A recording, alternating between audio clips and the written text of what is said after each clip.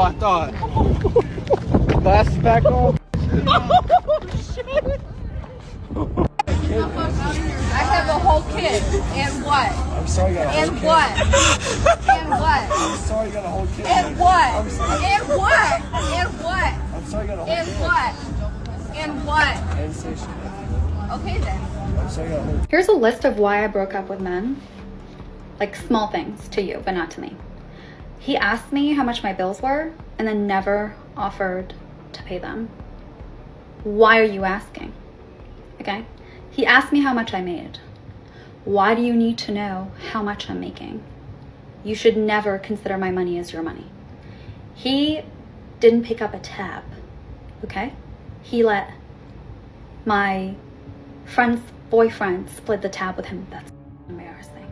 They say love is a partnership, but somehow the math never adds up. Before we dive in, drop a comment. Are modern men more delusional, or is it the ladies? Hit like and subscribe so you don't miss what we expose next. Here's the cold truth. Your money is hers, but her money is also hers. Sound familiar?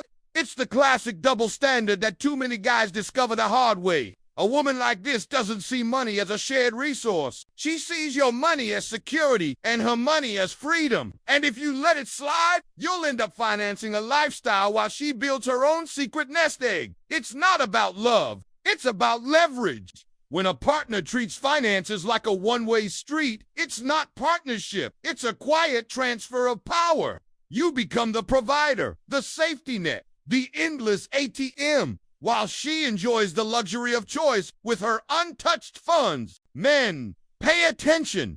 This isn't just about dollars. It's about respect. Because if she protects her money but demands yours, she's telling you everything about how she values the relationship. And trust me, it's not mutual investment, it's strategic extraction. He said he'd call, and he didn't call. So I blocked him. Now he can never call. He went on a Christmas trip with his family, and the entire trip didn't message me. When he messaged me, I told him I was seeing another man. Because I was. Because obviously I didn't hear from you. I thought you were dead. I was concerned about you. I was concerned. I genuinely thought this man was like hurt. Because why are you not messaging me during your trip? Vacations are supposed to be a break from everything that drains you, right? That's the point. To unplug, recharge, and escape the constant pressure of daily life. But here's the catch. In her world, the vacation isn't about rest. It's about her. She can't imagine that anyone, especially a man she wants attention from, would ever choose peace and quiet over messaging her. In her mind, silence isn't relaxation. It's rejection. If she genuinely cared about him, she'd flip the script. She'd be the one checking in, asking how he's doing, making sure he's okay. But that's not what's happening. What's really bothering her isn't worry.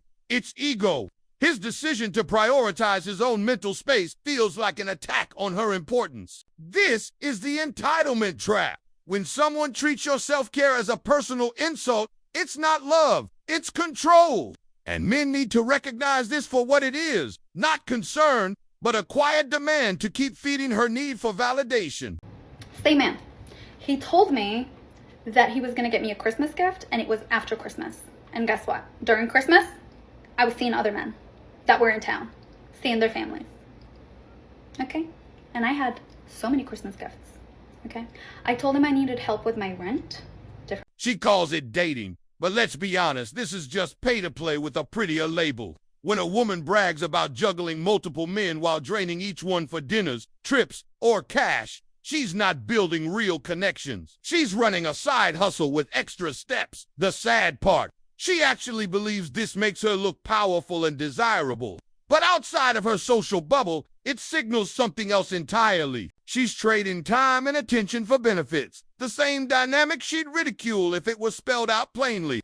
This isn't empowerment. It's a transaction. And here's the kicker. While she's busy collecting, she's quietly training herself to see men as walking wallets instead of potential partners. That mindset might score short-term perks, but it destroys long-term trust. Men need to see the pattern for what it is. If someone treats dating like a marketplace, Don't be surprised when love never makes it to the table. I have money problems. I don't deal with men that have money problems because you're now my problem. Okay. That's disturbing. He asked me to help him furnish his house. Do I look like I got your fucking ring? Do I look like I have a ring? No. So why am I helping you furnish your house? It's gonna look like Barbie threw up all over it. And I didn't. I just looked at his house and I was like, sounds like you got it. Okay, and he was like, do you wanna go shopping with me? I said, are you buying me furniture? He said, no. I said, then no. Why would I go furniture shopping with you? I'm not your wife, okay? A man asked me to move in with him. Move in with you? He said, a different man said, honestly, the biggest shock isn't her behavior, it's the fact that these guys are still hanging around. From everything we've heard, she's not a mystery. She's a costly, high-maintenance headache dressed up as girlfriend material. Think about it. She plays the sweet, innocent card just long enough to hook someone. Then, once she feels secure, the mask slips. That's when the demands start: more attention, more gifts, more cash until the relationship feels less like love and more like a subscription you can't cancel. And here's the dangerous part. Because she sprinkles just enough affection to keep hope alive, a lot of men convince themselves it's worth the price. They ignore the tension, the mood swings, the financial drain, telling themselves it'll get better. It never does. Men recognize the pattern early. If someone only shows kindness when they need something, that isn't love, it's strategy, and the longer you stay, the more expensive the lesson becomes.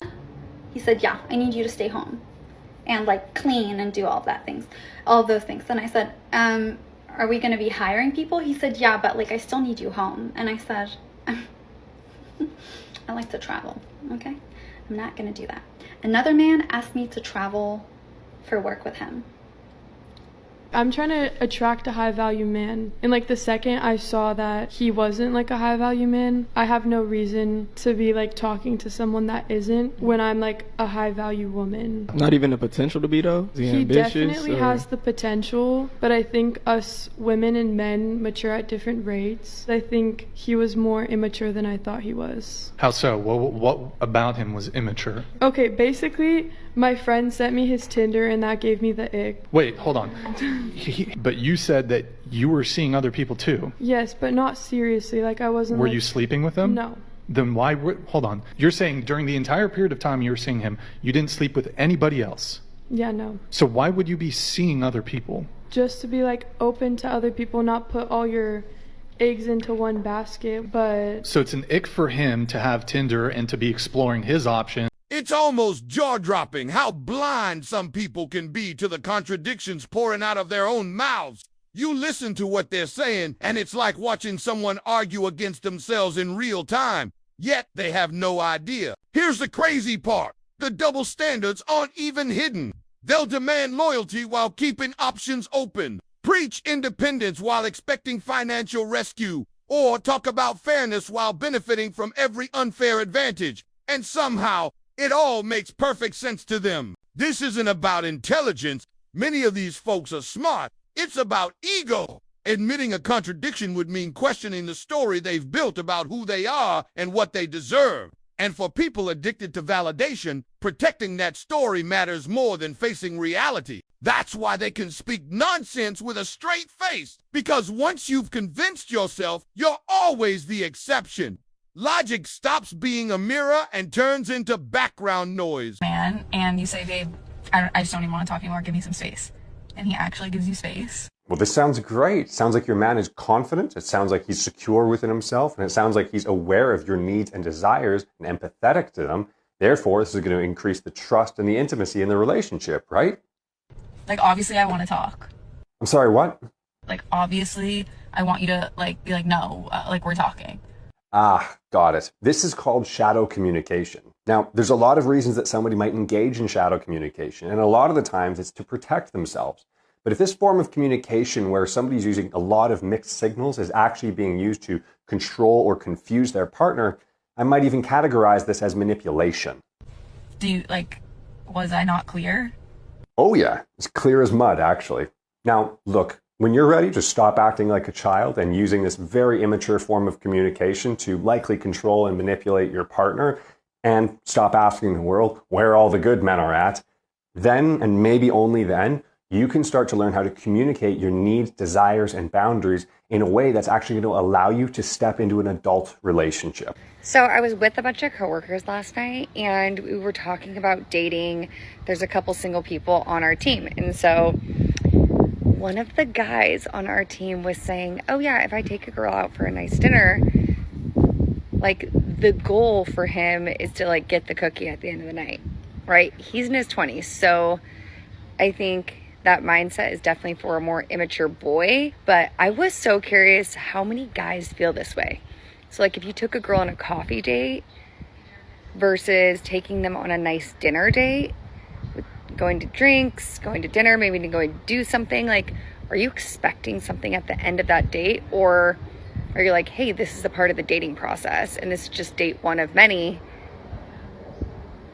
As well as what's your expectation of paying? So let me know in the comments.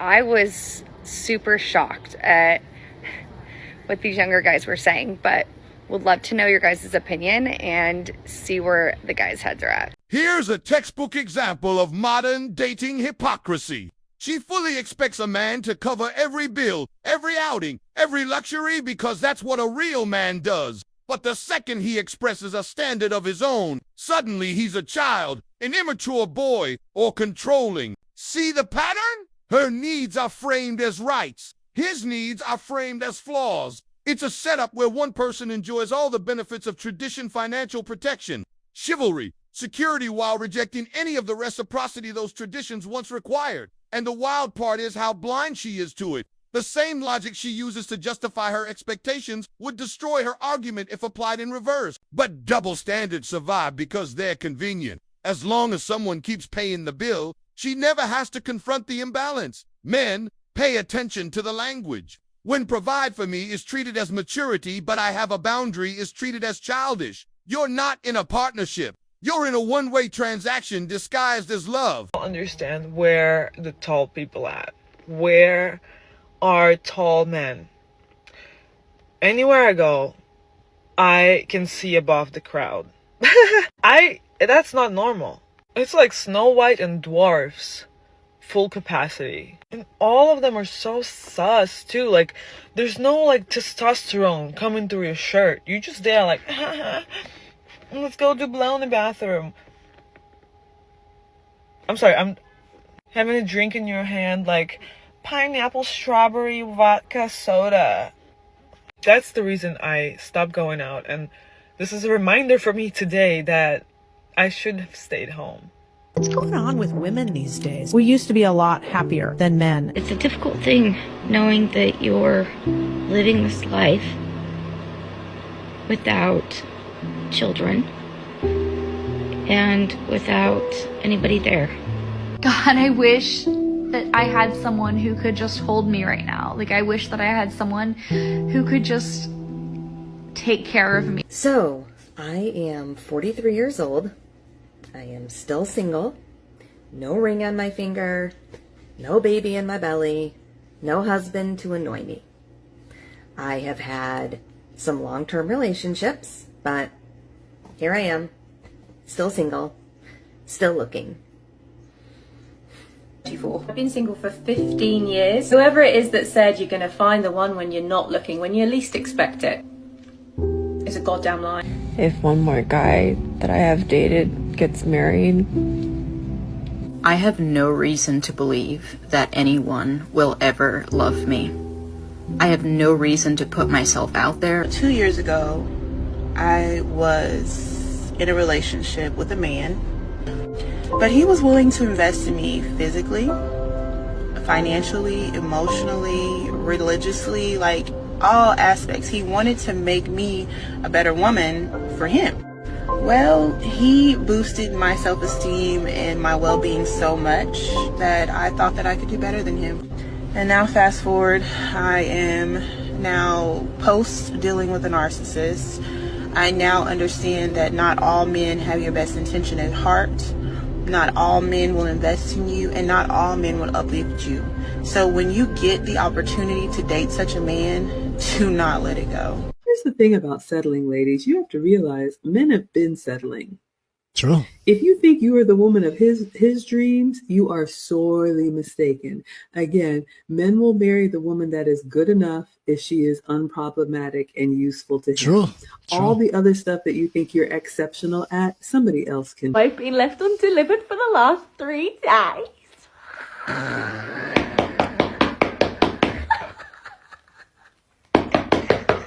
The book is based on a survey where men and women were asked if they got 80% of everything they want in their ideal mate, would they be happy with that? And women said, no, that's settling. And men said, 80%, I'd be thrilled, that's a catch. Yeah. The women came back with 300 things that would rule out a guy for a second date. And we're talking about like another 2 hours and maybe a free dinner. And they wouldn't do it. And there were things like, he wore a brown belt with black shoes. Are you married? Yes. Cool. Yes. Is he happy? Oh, Nope. That's a weird question. Usually they ask if I'm happy. Yeah, but like in kind of an interview. I'm just, you know, because he's not here, like I want to show my care for him as well. Is he happy?